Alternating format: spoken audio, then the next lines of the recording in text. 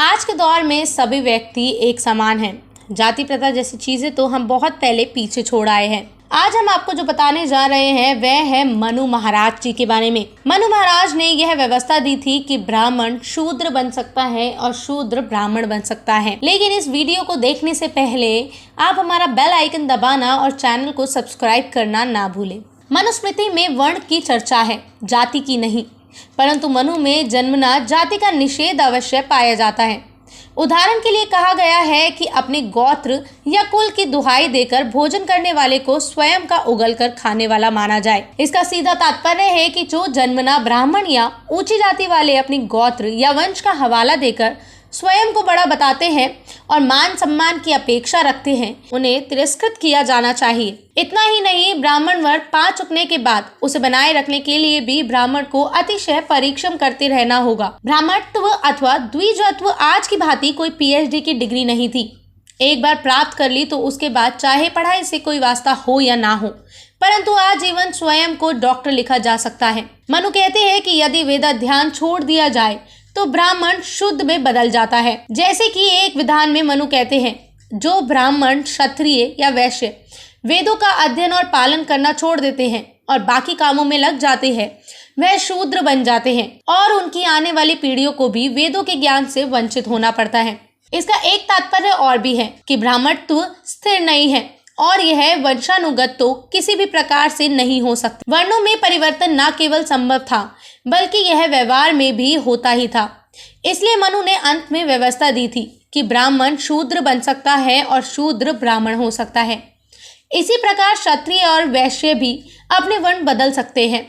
यह पूर्णतः व्यक्ति के कर्मों और स्वभाव पर निर्भर करता था कि उसका वर्ण क्या रहेगा। एक अन्य स्थान पर शूद्रों के कर्तव्यों का वर्णन करते हुए मनु कहते हैं कि शरीर और मन से शुद्ध तथा पवित्र रहने वाला, उत्कृष्ट लोगों के सानिध्य में रहने वाला, मधुरभाषी, अहंकार से रहित, अपने से उत्कृष्ट वर्ण वालों की सेवा करने वाला शूद्र भी उत्तम ब्राह्मण जन्म और द्विज वर्ण को प्राप्त कर लेता है। मनुस्मृति में ऐसे अनेक श्लोक मिलते हैं जिनमें कहा गया है कि उच्च वर्ण का व्यक्ति भी यदि श्रेष्ठ काम नहीं करता तो शूद्र बन जाता है। कुछ उदाहरण इस प्रकार हैं। जो मनुष्य सुबह और शाम ईश्वर की आराधना नहीं करता उसको शूद्र समझना चाहिए। जब तक व्यक्ति वेदों की शिक्षाओं में दीक्षित नहीं होता वह शूद्र के ही समान है। ब्राह्मण व्यक्ति श्रेष्ठ एवं अतिश्रेष्ठ व्यक्तियों का संग करते हुए निचतर व्यक्तियों का संग छोड़कर अधिक श्रेष्ठ बनता जाता है।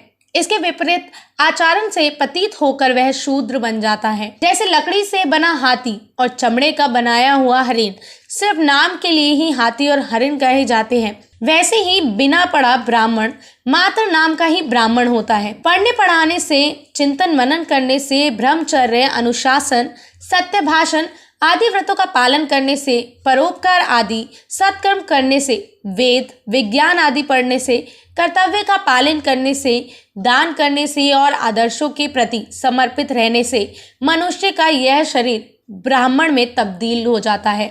मनु के इन विधानों तथा निर्देशों से स्पष्ट है कि ब्राह्मण उत्तम कर्म करने वाले विद्वान व्यक्ति को कहते हैं और शुद्ध का अर्थ अशिक्षित व्यक्ति है। इसका किसी भी तरह जन्म से कोई संबंध नहीं है।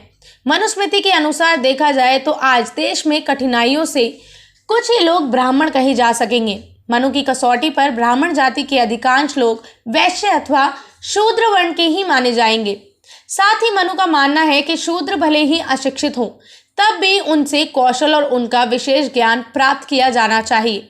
वे कहते हैं अपने से न्यून व्यक्ति से भी विद्या को ग्रहण करना चाहिए और नीच कुल में जन्मी उत्तम स्त्री को भी पत्नी के रूप में स्वीकार कर लेना चाहिए। आवश्यकता पड़ने पर अब्राह्मण से भी विद्या प्राप्त की जा सकती है और गुरु ने जब तक निर्देश दिया गया हो तब तक वह शिष्यों को पढ़ाने के दायित्व का पालन करे। आज हम यह चर्चा तो करते हैं कि मनु ने शूद्रों को उपनयन का अधिकार दिया नहीं, परंतु यह चर्चा नहीं करते कि आखिर मनु ने उपनयन करने का अधिकार किसे दिया है। यदि हम मनुस्मृति का अध्ययन करें तो हमें ज्ञात होगा कि आम पुरोहितों को उपनयन करने का अधिकार है ही नहीं।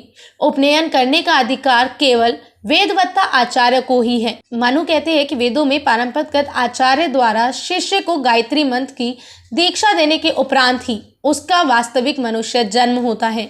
मनु ने आचार्य की काफी प्रशंसा की है और कहा है कि जन्म देने वाले पिता से ज्ञान देने वाला आचार्य रूप पिता ही अधिक बड़ा और माननीय है।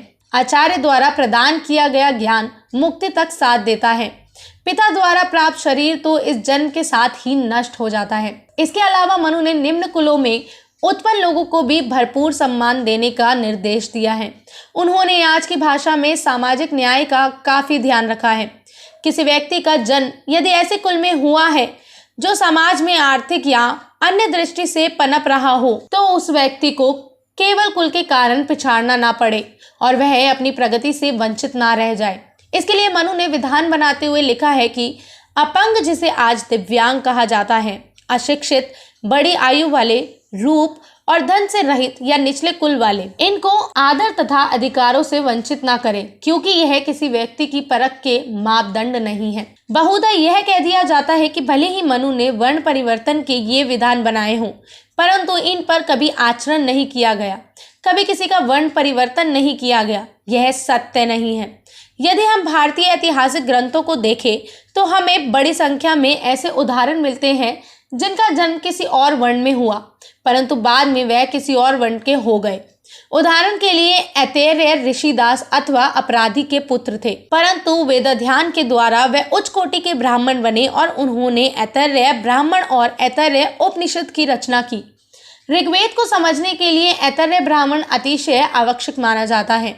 इसी प्रकार सत्यकाम जाबल एक गणिका के पुत्र थे और उनके पिता का पता ही नहीं था, परंतु वह ब्राह्मणत्व को प्राप्त हुए। विष्णु पुराण में वर्ण आता है कि राजा दक्ष के पुत्र पृषद शूद्र हो गए थे। प्रायश्चित स्वरूप तपस्या करके उन्होंने मोक्ष प्राप्त किया। पुनः इनके कई पुत्र ने क्षत्रिय वर्ण अपनाया। धृष्ट नाभाग के पुत्र थे, परंतु ब्राह्मण हुए और उनके पुत्र ने क्षत्रिय वर्ण अपनाया। आगे उनके वंश में ही पुनः कुछ ब्राह्मण हुए। क्षत्रिय कुल में जन्मे शौनक ने ब्राह्मणत्व प्राप्त किया। वायु, विष्णु और हरिवंश पुराण के अनुसार शौनक ऋषि के पुत्र कर्म भेद से ब्राह्मण, क्षत्रिय, वैश्य और शूद्र वर्ण के हुए। इस प्रकार हम पाते हैं कि मनु के विधान केवल सैद्धांतिक नहीं है, वरन लंबे समय तक इनका पालन भी होता रहा है।